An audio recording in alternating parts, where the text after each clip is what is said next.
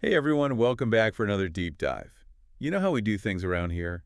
We pick a thought-provoking book, roll up our sleeves, and really dig into those big ideas. That's right. And the book we're tackling today, it's a really interesting one.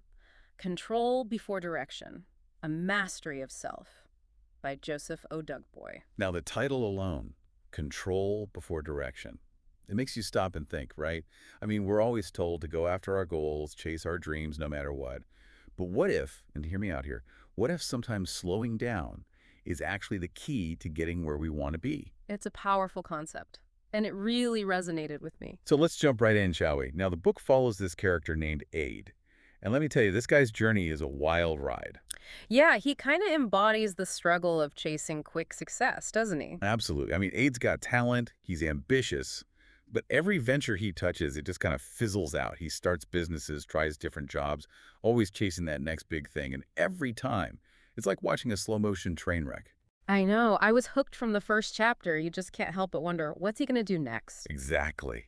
It's so relatable, though, isn't it? I mean, Right. haven't we all felt that pressure to achieve something, make something of ourselves, and do it quickly? Oh, for sure. We live in a world that's obsessed with speed, with instant gratification.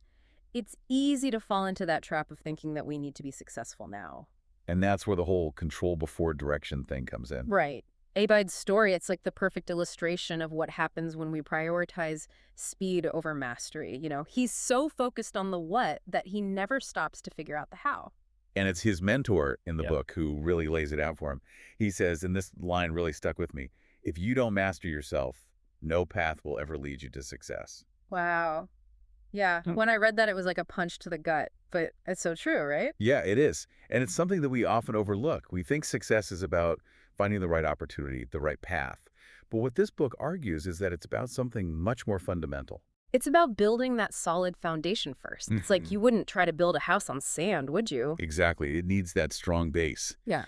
Developing the skills, the mindset, even the discipline to weather any storm. And that's where self-mastery comes in. It's not just about learning a new skill here and there. It's about understanding your strengths and weaknesses, learning to manage your impulses, and maybe even more importantly, developing the resilience to bounce back from failures. So it's like 80's problem wasn't a lack of ambition or talent. It was a lack of self-control. He was all over the place, never really mastering anything. And that's what makes his turning point in the book so fascinating. When he finally hits pause, takes a step back, and decides to invest in himself. That was a huge moment, wasn't it? Because he could have just given up. I mean, he'd faced so many Oh, I setbacks. know. But instead of throwing in the towel, he gets strategic about it. He starts small, like waking up early every day, sticking to a schedule, actually confronting his fear of failure instead of just running from it. So he finally starts building that solid foundation we talked about, right? Instead of scattering his energy in all these different directions. Exactly. He's not just acquiring new skills, he's developing discipline, resilience,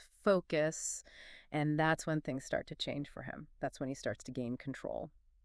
I think what I loved about this book is that it doesn't just present the idea of control before direction.